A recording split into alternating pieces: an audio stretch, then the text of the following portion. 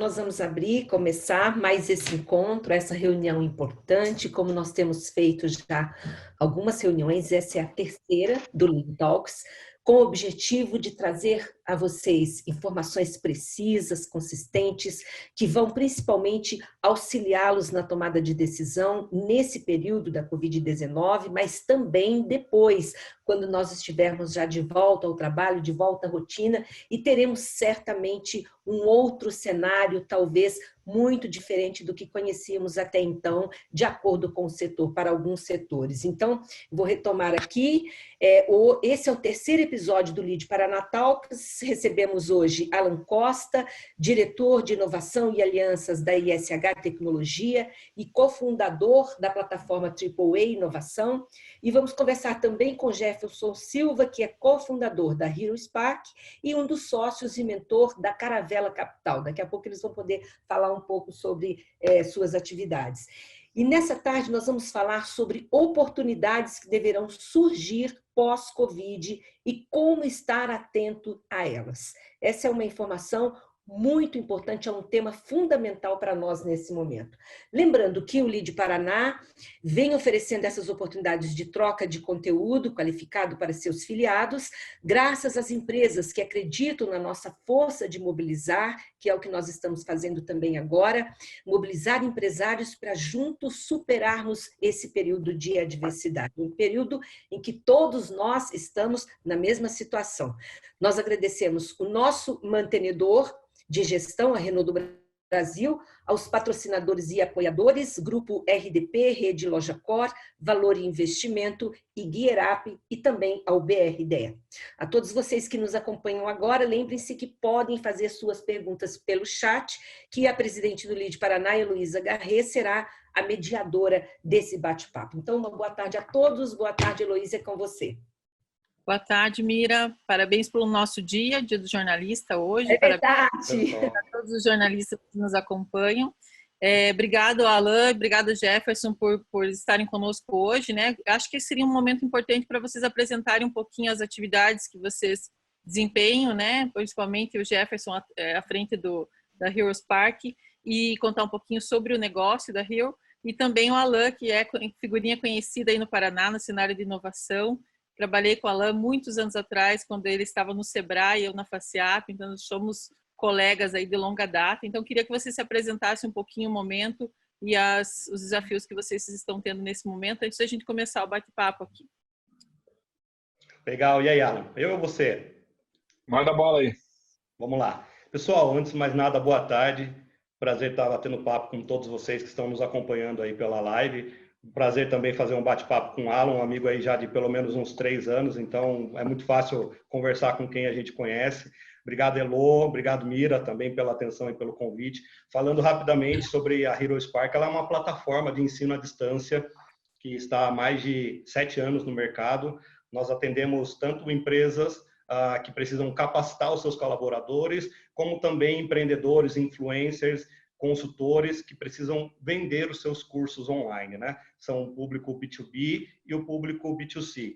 Em números gerais, hoje nós temos em torno de 2.000 clientes espalhados em mais de 10 países e mais de 8 milhões de usuários na nossa ferramenta. Esse é o meu principal chapéu hoje, da qual eu estou mais engajado, participando mais. Sou um dos cofundadores dessa startup. A gente tem em torno de 200 colaboradores, todos alocados aqui em Curitiba. O outro negócio que eu participo, eu sou um dos sócios e também mentores da Caravela Capital, é um fundo de early stage que arrecadou, na verdade, nós captamos em torno de 75 milhões para fazer cheques em torno de 3 milhões, o ticket médio, em empresas que estão nesse estágio, né? Em early stage, empresas com base tecnológica e com alguma disrupção de mercado. Esse é o nosso principal objetivo. Perfeito. Alan? Maravilha. Boa tarde, Elô. Boa tarde, Jefferson. Boa tarde, Mira. Boa tarde para todo mundo que tirou um tempinho aí para estar com a gente. Bom, eu uso vários chapéus, né? Costumo dizer que uma das minhas marcas registradas é estar sempre fazendo mais de uma coisa ao mesmo tempo, enfim, pelo meu perfil, pela minha dinâmica. Então, Hoje sou diretor de inovação e tecnologia e sócio da ESH Tecnologia. A ESH é a maior empresa do Brasil hoje na área de cibersegurança como serviço, segurança digital. São 300 e tantos funcionários, estamos filiais aí espalhadas do Brasil afora, a matriz é em Vitória, filiais em São Paulo, Rio, Belo Horizonte, Brasília e Curitiba. Além disso, eu sou cofundador e produtor de conteúdo do AAA, a plataforma de inovação que eu criei junto com o Arthur Igreja e com o Ricardo Amorim, do Manhattan Connection. É uma plataforma de conteúdo por assinatura, né? Embora agora, durante o Covid, a gente está com todo o conteúdo aberto, mas os nossos assinantes pagam lá uma mensalidade para receber o conteúdo que é produzido por nós. E o nosso propósito, nós costumamos dizer, é proporcionar às pessoas melhores condições para navegar nesse mundo em permanente transformação. Então, a gente fala muito sobre inovação, tecnologia. E, além disso tudo, eu sou palestrante, né? Eu tenho um pedaço da minha vida profissional como palestrante profissional, viajo o Brasil e alguns países aí fazendo palestra, tipicamente sobre esses temas, inovação, transformação digital, empreendedorismo e coisas do tipo. Perfeito. A gente fez uma interação aqui com os nossos seguidores nas redes sociais, questionando sobre esse momento que nós estamos vivendo, né? Essa quarentena forçada, onde a gente teve que reestruturar os nossos negócios, repensar o modo de viver, né? A gente teve que voltar para dentro de casa e reaprender algumas questões. E aí a gente fez um chat aqui dos nossas redes sociais, questionando os nossos seguidores se eles acham que haverá uma expansão das atividades humanas que dispensam deslocamento físico. E 86% responderam que sim. Eu queria começar essa nossa conversa perguntando a vocês como vocês veem essas oportunidades de reinvenção dos negócios no cenário pós-Covid. Muitas empresas foram obrigadas a mudar sua forma de atuação para se adaptar a esse momento, mas vocês acham que essas mudanças elas vão ser perenes, elas vão continuar? Qual que é a opinião de você sobre essa questão? Elô, eu tenho uma coluna na Gazeta do Povo e o artigo que eu publiquei ontem nessa coluna, eu publico toda semana lá, falava exatamente disso. Nós estamos vivendo um momento em que as empresas estão fazendo a transformação digital forçada. Faz uns 2 ou 3 anos que nós estamos falando muito sobre inovação, transformação digital, inovação exponencial, blá, blá, blá, esse monte de palavrinha bacana, mas eu costumava brincar quando falava disso que nós vivíamos, né, um período meio sexo na adolescência, né? Todo mundo falando a respeito, mas ninguém fazendo direito aquilo sobre o qual estava falando. E a gente agora foi forçado a fazer.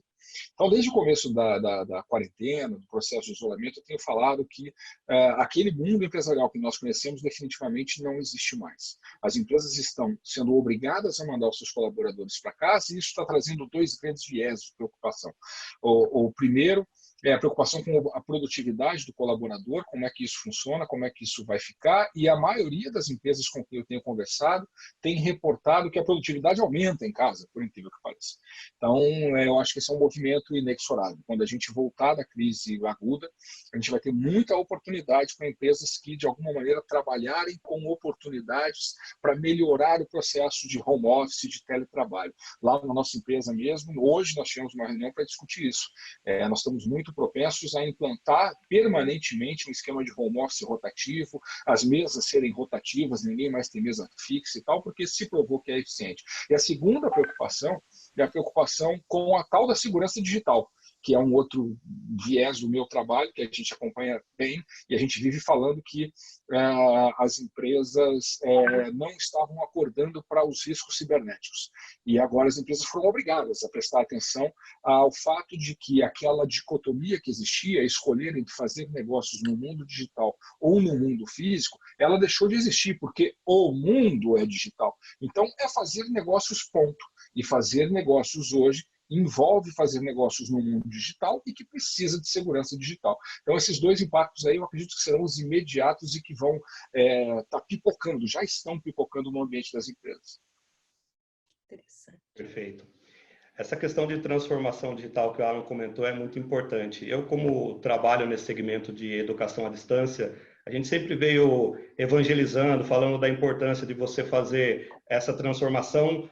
Pode ser pequenos passos, né? Você não precisa do dia para a noite fazer isso daí, mas começar. E o que a gente percebeu nas últimas semanas foi um número 3 vezes maior do que o normal isso de novos clientes, né? Então começou um fluxo muito grande de empresas que estavam desesperadas, precisando fazer a sua capacitação, treinar os seus colaboradores e, de certa forma, não conseguindo fazer isso, desesperadas, mas também dos nossos clientes atuais, os clientes que já estão na base, que estavam com o projeto em stand-by, em banho-maria, não utilizavam tanto, e agora com a necessidade de colocar as coisas no ar de uma forma muito rápida. É interessante que todo dia eu falo com muitos empresários, até por conta da minha prática, né? Estando à frente da empresa, é normal eu conversar com outros empreendedores da economia tradicional, da economia digital, e muitos ficam me perguntando: ô Jefferson, quando vamos voltar ao normal? Quando que a gente vai poder voltar às velhas práticas? E eu falo para todos, esse é o novo normal, não existe vamos voltar ao normal. As coisas, elas não serão mais como eram antes. Isso daí a gente pode replicar em diversos segmentos. O home office é um deles, que o Alan comentou, nós temos os colaboradores, 100% foram para casa, e a gente está observando uma produtividade muito maior desses colaboradores, um comprometimento maior também, porque eles estão preocupados, de certa forma, com o seu emprego, não porque a gente está ameaçando alguma coisa, mas porque eles estão olhando o mundo, estão olhando como está a dinâmica, muitas empresas desligando, graças a Deus a gente não precisou fazer isso daí. Também pelo fato de estarem em casa, as distrações estão menores, toda hora ele virava para um amiguinho, perguntava uma coisa ou outra, e agora isso daí reduziu. Então, o home office hoje a gente avalia em, quem sabe, metade da empresa ficar home office. Coisas que a gente não olhava. E outras empresas que são bem tradicionais, como bancos, eu vi amigos tendo que levar o computador para casa, levar o desktop, não estou nem falando do notebook, porque não tinha notebook suficiente para todos os gerentes. Então, foi uma transformação digital no forceps. Não terminou, só está no iniciozinho, mas tem muita coisa acontecendo que as pessoas não perceberam que a dinâmica mudou agora. Vai ter muitos empresários que vão falar, poxa vida, eu tinha um custo de infraestrutura com água, luz, telefone, internet, aluguel, uma série de coisas, custos operacionais gigantescos. Agora a minha equipe está em casa, produzindo mais, e eu consigo economizar com os meus custos operacionais. Esse home office, o negócio parece bom, né? Antes era um pecado falar disso daí, era um palavrão. Agora, falar home office já é coisa do passado, porque a gente já está pensando em como evoluir o home office. Gente, eu queria fazer uma observação, Elô, porque tem a ver com isso também. Vocês falaram aí, né, do home office, do que está acontecendo em relação à produtividade e também à redução de custos. Mas eu, como leigo, olhando de fora, estou percebendo uma outra mudança muito grande no perfil de liderança. Por quê? Porque os líderes estão sendo obrigados a tomar decisões muito rápidas, eles estão sendo obrigados a arriscar mais e talvez até diminuir, ou talvez, não sei nesse momento se estão tendo como fazer, planejamento, porque muita gente gastava muito tempo em planejamento para reduzir risco e com isso não arriscava, como deveria em algumas circunstâncias.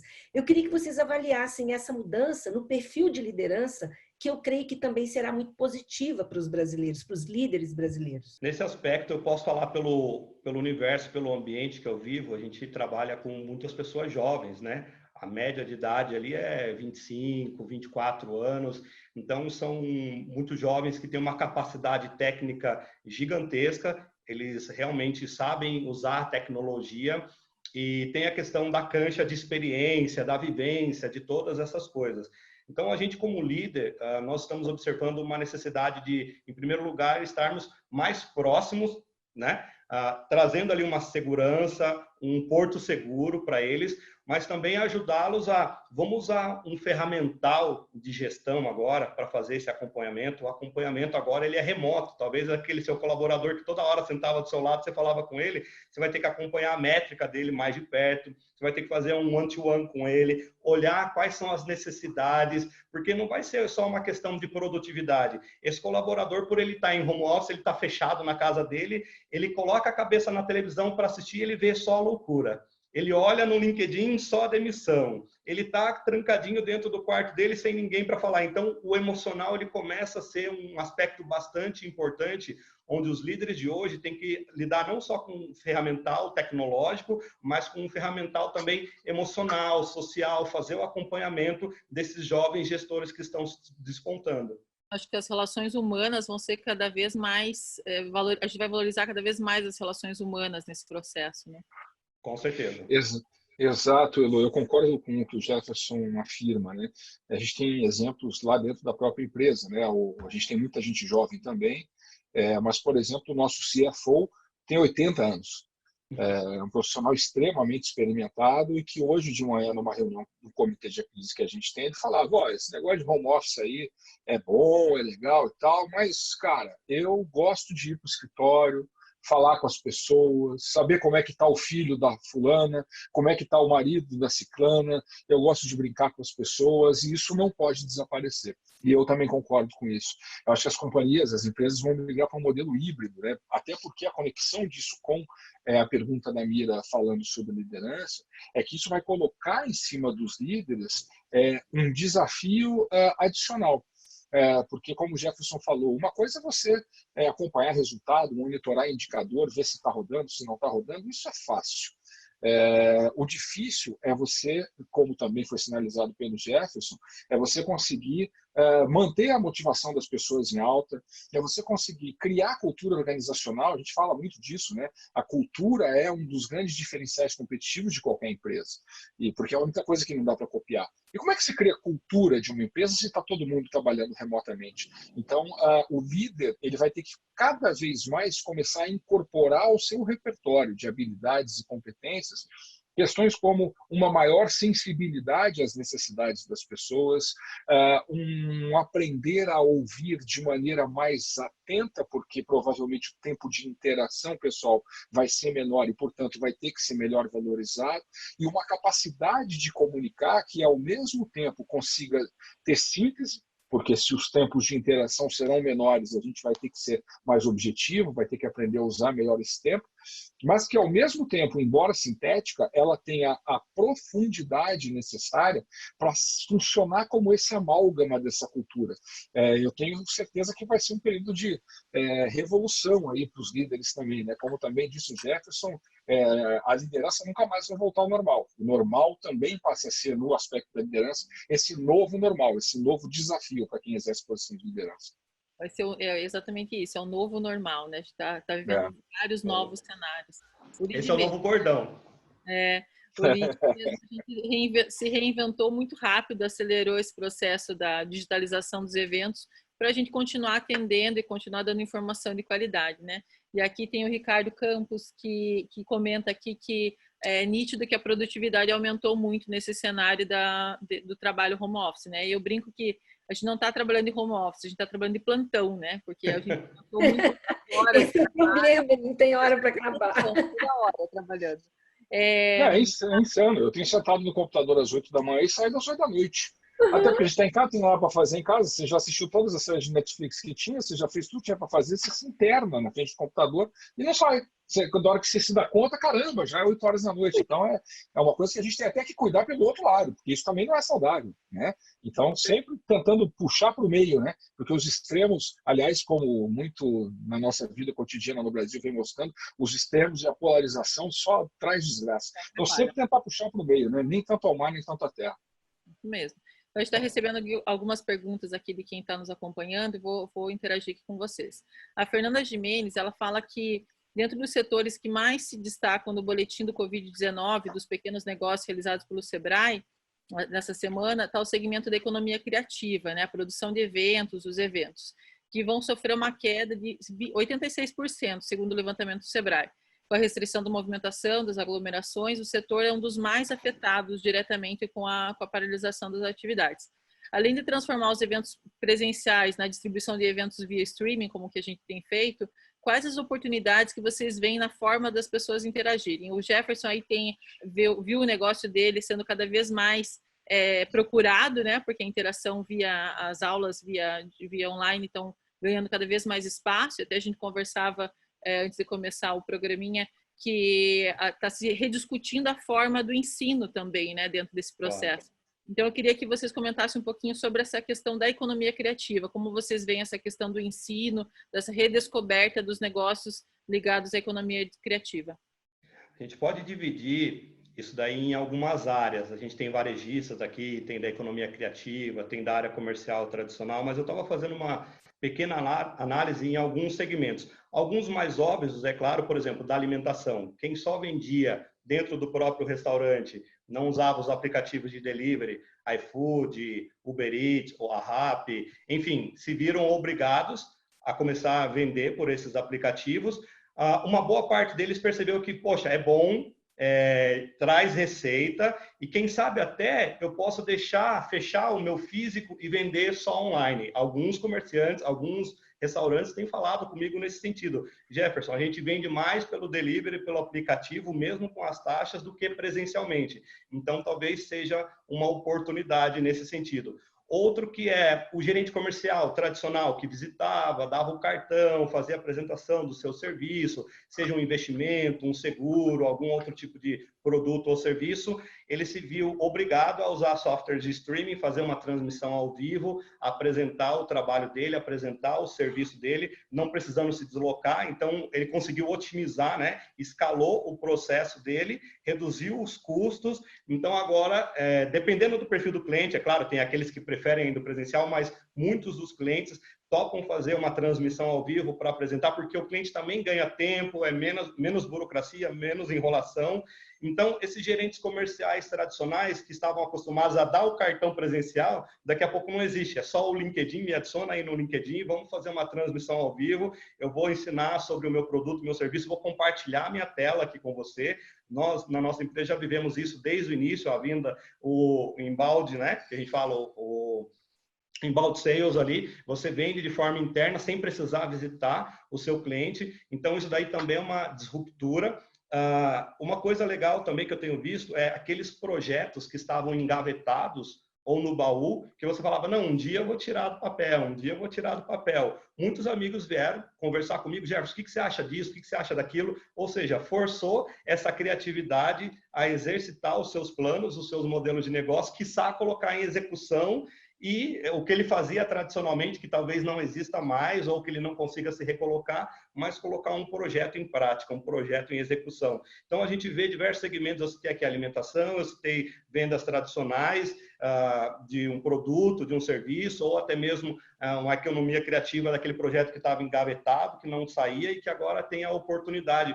Quando você começa a tirar os olhos apenas das restrições, mas olhar para as oportunidades e para os ganhos de escala que você pode ter nesse momento, aí as suas oportunidades, o leque começa a aumentar. De novo, é o novo normal, para usar mais uma vez o novo chavão, aí, o novo clichê. Né? Eu tenho, embora eu viva, em parte, com um faturamento oriundo de palestras presenciais, eu tenho dito nas minhas próprias palestras que toda a educação, inclusive a desses eventos presenciais no Brasil e no mundo, né, precisaria se reinventar, porque nós já há muito tempo vivemos uma realidade de disponibilidade tecnológica que torna absolutamente desnecessário você ter que pegar um carro, um ônibus, um avião, viajar para algum lugar para passar um dia sentado ouvindo alguém no palco falando. A grande realidade é essa. Mas aí a gente se pergunta, mas então como é que vai ficar esse setor de eventos? De um lado, ele vai se reinventar para utilizar melhor esses meios digitais, e não só na educação. Vamos olhar para o que está acontecendo, falando de indústria criativa na música. Jorge e Mateus, segundo fontes aí da mídia, fizeram uma live onde eles colocaram 3,5 milhões de pessoas assistindo aquela live. Mas nós estamos em época de Covid, está todo mundo preso dentro de casa. Então tá bom, então vamos imaginar que acabou o Covid e vamos falar de 10% desse público. 350 mil pessoas. Quando foi que esses caras colocaram 350 mil pessoas numa arena, num ginásio, num estádio, para assistir a um show deles? Isso não era possível, só é possível pela tecnologia. Então, provavelmente isso vai começar a convergir para um espaço em que o conteúdo que é mais padronizado, digamos assim, ele cada vez mais vai ser enviado para as pessoas na medida que as pessoas queiram por streaming. Mas a parte presencial, tanto da educação, quanto dos eventos, quanto dos shows, etc., ela vai cada vez mais, na minha opinião, se apoiar naquilo que a gente tem falado há muito tempo, que é a tal da experiência. Só faz sentido você colocar pessoas juntas em algum lugar para aprender alguma coisa se parte desse aprendizado for oriundo da experiência que vem da interação, da troca, da construção conjunta. Agora, sentar para fazer uma palestra em que eu tenho lá 50, 100, 500 pessoas escutando, a gente também está aprendendo com a crise que funciona bem utilizando o meio digital. Então, isso vai gerar uma reinvenção total aí em todo esse segmento, eu acredito. Posso completar só com um exemplo que me chamou muita atenção, gente. Eu nunca tinha visto aquilo na vida e eu realmente fiquei impactada. O Alan citou aí a questão da experiência. Esse show, Alan, curiosamente, foi coincidência. Eu tive a oportunidade de chegar, eu estava indo, eu precisei ir na minha irmã semana passada, e quando eu cheguei, estava o tal do show lá. Qual foi a minha surpresa? Que as minhas 3 sobrinhas trocaram de roupa, se maquiaram, estavam vivendo a experiência de estar no show e o tempo todo ali compartilhando com as amigas, fazendo lives com as amigas sobre o show que já estava todo mundo junto, cada um na sua casa. Foi uma coisa tão louca que eu nunca tinha visto aquilo na vida. Mas o que eu percebi é que elas viveram a experiência de estar no show, entende? Sensacional. Uhum. É muito legal isso. E adoro. E foi patrocinado, teve uma entrega, teve uma produção. Todo, exatamente. Foi um esquema muito profissional, né? Então isso sinaliza um caminho alternativo, né? Para esses artistas que eu no meu papel de palestrante, eu ainda que muito singelamente eu consigo entender o que é a vida desses caras. Cada hora numa cidade diferente, num avião, num aeroporto, num hotel, essa vida não é fácil. Então quando você consegue puxar para fazer uma mistura dessas duas coisas, podendo diminuir talvez o presencial em troca de entregar uma experiência mais rica quando você faz o presencial, mas você complementar isso com os meios digitais para que as pessoas continuem consumindo o conteúdo, cara, eu acho que isso é uma sacada genial e que a crise está nos ajudando a enxergar também.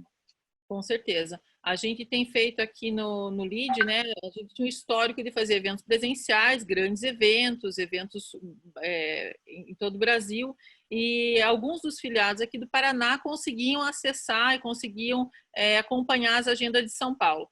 Mas eram poucos, né? Era uma fatia de 5%, 10% que conseguia acompanhar nos 2 estados. Hoje a gente está disponibilizando eventos online com grandes nomes do mercado. Ontem a gente teve o Brega da Whirlpool, hoje a gente tem mais tarde às 19 horas uma live com o Lars Grael e que é presidente do Lead Sport, e com o Nizam Guanais. Esse conteúdo vai estar acesso e à disposição para interação de qualquer filiado no Brasil inteiro e nas unidades internacionais, né? Então a gente teve que se reinventar muito rápido, e eu acho que está sendo muito rica essa distribuição de conteúdo, esse acesso a um conteúdo super qualificado, que as pessoas não precisam mais pegar o avião, e quando voltar essa proximidade dos eventos da entrega presencial, ela vai ser muito mais especial, porque eu sentar numa mesa para almoçar, para conversar com o Jefferson, vai ser um momento muito mais, uma entrega muito mais especial do que só ter acesso ao evento físico, né? Então, acho que a gente vai valorizar muito mais essa troca. Se eu for para um evento, ver uma palestra do Alan, não estou indo só para ver aquele conteúdo, estou indo para me conectar, para ter essa relação presencial. Então, acho que a gente vai valorizar muito essas questões, essas relações humanas. Uma questão levantada aqui é sobre os treinamentos in company, né? Que agora passa a ser uma coisa um pouco do passado. A gente já estava acostumado a essas relações dos treinamentos in company, já era uma entrega feita por muitas empresas que apostavam na qualificação dos profissionais, e isso tem feito, está mudando muito, e a entrega aqui da plataforma do Jefferson tem acelerado esse processo. Vocês sentiram, Jefferson, um aumento na procura nas últimas semanas? Como que foi para você na realidade do negócio? A primeira pergunta é que sim, o aumento foi mais de 3 vezes o que a gente estava acostumado. Então, o nosso desafio nesse momento é conseguir dar conta de toda essa demanda, dado que o time 100% em home office, dado as circunstâncias, né? Mas o legal é perceber que boa parte dessa nova demanda é de cursinhos que eram presenciais, Enem, OAB, enfim, preparatório para um concurso público, vindo para o EAD. In companies, muitas empresas que faziam in companies vindo para o EAD. Empresas de consultoria que faziam em uma empresa, outra empresa, também vindo para o EAD. Ou seja, são empresas que já sabiam que precisava fazer essa transformação, dar um passo, por um motivo ou outro acabou não dando, ou procrastinação, ou por falta de budget, ou porque não tinha a pessoa necessária para tocar o projeto, mas o fato é que agora todo mundo teve que se apertar um pouquinho mais e falar assim, ou fazemos agora, ou ficamos para trás. O Incompany vai continuar existindo? É claro que vai. Ainda vai ter pequenos grupos, ainda tem alguns tipos de conhecimento que, às vezes, via EAD você não consegue passar. Um conteúdo mais comportamental, onde precisa ter uma dinâmica, uma experiência diferenciada, né? Mas o que eu digo é, 90%, posso afirmar daqui com tranquilidade, 90% de todo o conteúdo que era passado via presencial é possível, sim, fazer de maneira à distância. Alan, eu tenho acompanhado as tuas redes sociais e você, acho que na semana passada, você fez 10 dicas para os empreendedores conseguirem vencer esse momento. Eu queria que você trazesse um pouquinho esse conteúdo, porque eu acho que foi muito rico e ele inspira tantos, não só os pequenos, mas como os médios e muitos grandes, que até a gente tem aqui no grupo hoje participando, grandes empresas que estão vendo nas diferenças e nessa mudança rápida que é possível nos pequenos negócios, esse meio de se reinventar muito rápido. Queria que você abordasse um pouquinho essa questão. Legal, eu acho que o pequeno e o médio, né, eles têm que ser, a gente sempre dizia isso desde a época que eu estava lá no Sebrae, tem a vantagem de ser pequeno. Nessas horas é bom ser pequeno e ser médio, ser menor, porque consegue se mover com mais velocidade, né? É lógico que do outro lado a gente sabe que pequenas empresas não têm tanto caixa, têm mais dificuldades no aspecto financeiro. Mas algumas das dicas que eu compartilhei naqueles vídeos e tiveram alguns desses vídeos até viralizaram aí na semana passada, passam por algumas coisas. Primeiro, o caixa é rei. Na era de crise que a gente está vivendo, nada na empresa torna-se mais importante do que o caixa. Preservar a caixa a todo custo. Isso envolve negociar com o fornecedor, prazo para pagar, postergar pagamento, não é dar calote. Negociar prazo. Nós temos na nossa empresa de cibersegurança como clientes algumas das maiores empresas do Brasil. Algumas dessas maiores empresas em setores que não estão enfrentando crise absolutamente nenhuma, ao contrário, estão vendendo mais do que vendiam pelas circunstâncias, e mesmo essas empresas estão pedindo prazo para pagar. Então, isso é um instrumento a serviço do pequeno empresário. Negocie tudo que puder, contenha o caixa. Estamos vivendo época de guerra, né? A gente sempre falava que o problema do Brasil é que a gente nunca viveu guerra e tal. Claro que longe de querer comparar o que a gente está vivendo com uma guerra de verdade, não se trata disso. Mas as circunstâncias em que estamos vivendo agora nunca foram vividas no Brasil. Então, comporte-se como tal. O que eu quero dizer com isso? Em economia de guerra, a gente corta tudo que pode, inclusive em casa. Né? Então, avaliar os extras ali que estão sobrando na família, o que a gente pode fazer para tentar dar uma apertada aqui, uma apertada ali, porque a gente precisa segurar dinheiro, porque a gente não tem muita clareza de quando a crise vai passar. Outra coisa importante, o teu contador, se você é pequeno empreendedor, pequena empreendedora, passa a ser um dos mais importantes aliados que você tem. Por quê? Porque o teu contador tem a obrigação de estar ligado em tudo que está acontecendo em termos de mecanismos e instrumentos para negociar acordos trabalhistas, o que os bancos estão fazendo para ajudar com linhas de crédito emergenciais, com 6 meses de carência, tem muita coisa acontecendo. Se a gente fosse falar disso, a gente passaria essa live inteira falando de tudo que está sendo criado. Então, se informe sobre isso, procure aí. Outra coisa, dá um jeito de vender o que você tem para vender.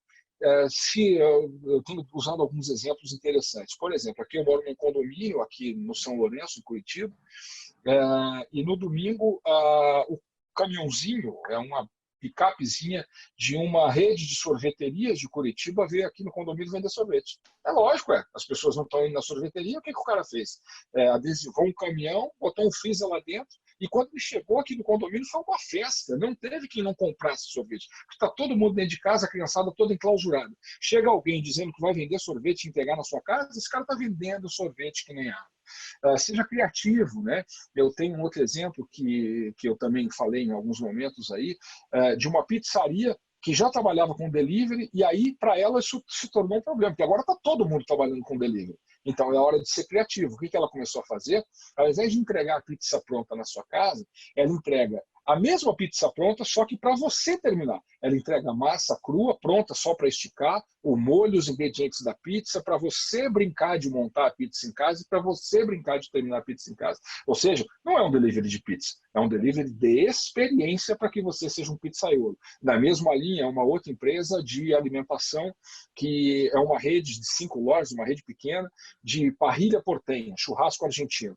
Então, o que esses caras estão fazendo? Puta, ninguém vai vir comer churrasco aqui. Para eu entregar churrasco na casa das pessoas, esse negócio vai chegar seco e tal, as pessoas não gostam muito. O que eles estão fazendo? Estão entregando para você a carne um pouco antes do ponto, de modo que você tenha que terminar o churrasco em casa, podendo ser até na frigideira. Qual é a lógica? Para que você que está enclausurado em casa, enclausurada dentro do seu apartamento, tenha a sensação de pelo menos poder fazer um churrasco com a sua família e dessa forma desfrutar de uma experiência. Ou seja, é a hora de exercitar a criatividade, que é uma das maiores características aí do brasileiro, né? E, por último, incentivar a compra do pequeno. Isso eu tenho falado muito, isso é muito importante. A pequena empresa é quem mais vai sofrer nessa história toda, porque a pequena empresa tem muita dificuldade de ter caixa. O prazo médio de caixa de uma pequena e média empresa, eu vi estudos falando de 16 até 23 dias, mas não passa disso, né? Então, a forma da gente incentivar e apoiar para que essa crise possa passar da maneira mais suave possível é olhando para quem está à sua volta. Em vez de comprar no mercado, nada contra o mercado grande é importante e tal, mas se puder, privilegie comprar do mercadinho, da quitandinha, do pequeno comércio que está aí próximo de você, porque essas pessoas são quem mais está precisando de ajuda nesse momento. Com certeza. Até a gente fez aqui no nosso quiz, a gente perguntou, eu estou em casa há 3 semanas, a gente até perde um pouco a noção do tempo, né? De quanto tempo estamos em casa. Eu estou em casa há 3 semanas. E a gente vê que muitos hábitos e rotinas, né, do nosso dia a dia mudam. A gente precisa rever muita coisa. E a gente viu no nosso quiz que as opiniões empatam quando a gente questiona se nesse período que a gente está vivendo de ficar em casa de forma forçada, home office forçado, vai impactar nos nossos hábitos de consumo depois que a pandemia passar, depois que a gente for retomar ao trabalho. Vocês acham, e a opinião empatou, 52% diz que a gente vai continuar consumindo da mesma forma e o restante diz que a gente vai repensar a forma de consumir.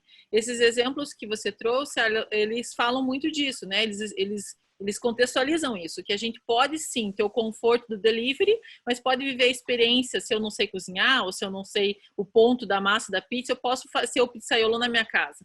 Então, será que os nossos hábitos de consumo vão mudar? A questão das roupas, né? O comércio de varejista foi super impactado, o comércio de roupa, vestuário, os salões de beleza. A gente vê uma série de serviços que foram diretamente impactados pela rotina de não se sair mais de casa. Vocês acham que essa rotina, quando passar a pandemia, tudo volta ao normal? Ou a gente vai repensar os nossos hábitos de consumo e a experiência que a gente tem dentro de casa com a família? Acho que vai mudar, Elo, e eu expandiria isso daí não apenas para os hábitos pessoais. Nos hábitos pessoais, eu diria que é 50-50 mesmo. Por exemplo, a compra tradicional do mês a gente faz, vai continuar estocando aqui as coisas, os utensílios básicos do dia a dia, né? Mas no final de semana a gente gosta de ter experiência, cozinhar, fazer um prato diferenciado, enfim, criar alguma coisa. Só que eu queria puxar um pouquinho mais daí para as relações de B2B, empresas. O que eu vejo é contratos longos. Todo mundo vai repensar muito agora. Será que eu vou fazer um contrato de 2, 3 anos? E se acontece uma coisa louca, como aconteceu agora, uma coisa nova? Como que vai ser? Contratos com multa. Estou vendo muitas empresas discutindo multas, discutindo prazos, discutindo uma série de fatores. A área de compras das empresas vão pensar 2, 3, 5 vezes mais na hora de fazer um contrato longo, um contrato com um volume significativo. Por quê? A gente está falando de um Covid, de um corona agora, mas daqui a pouco pode ser outro vírus, e daqui a pouco outro vírus. E nesse momento é uma questão de saúde, daqui a pouco é uma depressão econômica. Então, essas variáveis a gente não tem sob controle. Pode surgirem coisas novas no mês que vem. A gente acha que o Covid daqui a pouco está passando, porque já estão inventando uma vacina, daqui a pouco tem um remédio. Ok, mas e as coisas novas que a gente nem está pensando nesse momento? Então, as relações comerciais de empresas em empresas, de pessoas e os seus consumos, de certa forma, vão mudar. Só que o que eu vejo é que as pessoas não estão se alertando que não olha só para o que está acontecendo agora, o Covid. Vai acontecer mais coisas. Já estava se prevendo uma depressão econômica, seja nos países desenvolvidos, enfim. Quem sabe não acontece o ano que vem. Daí você se preparou para uma situação momentânea agora, durante 3, 4 meses, e o ano que vem acontece outra batida dessa. E aí você não está preparado de novo. Então, o que eu entendo é que as pessoas vão começar a fazer um planejamento de maior prazo, não algo momentâneo, como sempre estiveram acostumados. Em especial países que não têm tanto desenvolvimento, o para já, o que eu consigo, o que eu ganho agora, mas um planejamento perene, levando em consideração mais variáveis e focando muito na questão dos contratos agora, que pode ser um ponto importante numa próxima eventualidade. Eu também concordo. Eu acho que a gente vai, de novo, né? Vamos voltar no que já falamos algumas vezes, é o novo normal. Eu acho que as relações de consumo vão mudar drasticamente, sim. As pessoas estão percebendo, por exemplo, que não precisam consumir na velocidade que consomem, estão em casa vivendo com, eu vou falar por mim, né, com 2 ou 3 bermudas, umas 2 ou 3 camisetas e uma camisa para aparecer na câmera quando tem uma live como essa. Do contrário, se bobear, fica de pijama o dia inteiro. Então a gente está vendo que não precisa consumir com a volúpia que a gente consome. Eu acho que a gente vai sair dessa crise com uma consciência um pouco maior a respeito da finitude dos recursos que temos, e isso vai impactar sim o comércio, isso vai impactar sim o setor de serviços. O setor de serviços eu acho que vai impactar até positivamente. Eu acho que vai surgir muito mais oportunidade, né? E eu também acho, também vou na linha do que o Jefferson está falando, embora eu não acredite que a gente vai ter uma crise no ano que vem, né? A maioria dos economistas aí estão sinalizando que nós zeramos, né, aquele bull market que vinha aí já de 3 ou 4 anos, estava todo mundo esperando quando que ia ser a próxima crise. O corona zerou essa bagaça toda e nós vamos começar um ciclo de novo, né, de expansão. Eu quero acreditar nisso, né? Tomara que assim seja. Mas fora isso, eu acredito que as empresas vão sim olhar mais para as perspectivas mais de longo prazo, as empresas vão se preocupar mais com o caixa, que é uma coisa que a gente percebe muito, principalmente no ambiente de pequena e média empresa, né? A dificuldade de ter um caixa mais robusto, mais saudável. As empresas vão entender agora a importância disso e definitivamente, tanto nas relações pessoais como nas relações empresariais, B2B, a gente vai ter muita transformação, sim. Que vinha num ciclo de consumo muito forte, né? O mundo estava acelerado demais, né? Essa velocidade acho que não era sustentável. A gente vai rever um pouquinho dessa. Ok, pessoal. Ok, Elô? Sim. Mais alguma questão aí, Elô? Não? Não, eu acho que a gente deu nosso tempinho aqui, a gente estipulou 40 minutos, passamos um pouquinho. Claro que a gente poderia ficar falando aqui até muito tempo, né? A gente tem muito o que conversar, mas acho que essa é a nossa primeira conversa sobre oportunidades, né? Dentro dos episódios que a gente tem feito. Com certeza a gente retoma isso, a gente vai falar também sobre questões trabalhistas nesse momento de home office, sobre criatividade, sobre reinvenção, sobre propósito. Então a gente vai trazer uma série de conversas aqui para discussão. Bom, eu agradeço profundamente, então, a participação do Jefferson, a participação do Alan, todas as contribuições, os insights que vocês trouxeram, e tenho certeza que as pessoas que acompanharam, né, esse bate-papo vão sair também com uma reflexão muito melhor e mais esperançosas, porque o que a gente pode tirar de tudo que foi falado aqui, e é verdade, né, depois de uma crise sempre vem crescimento. Crise nos força a crescer. E é isso que a gente espera, é isso que a gente acredita de verdade que vai acontecer. Eu quero lembrar que todo esse conteúdo ele será postado depois nas redes sociais do Lead Paraná. Então foi um prazer enorme estar com vocês e até o próximo Lead Talks. Jefferson, Alan, vocês querem dar um recadinho final? Eu gostaria de deixar uma frase, na verdade, para todos que estão nos acompanhando, que eu trago como exemplo para a minha vida como um todo, né? Eu sempre falei o seguinte: felizes são os flexíveis, pois esses não se quebram nunca.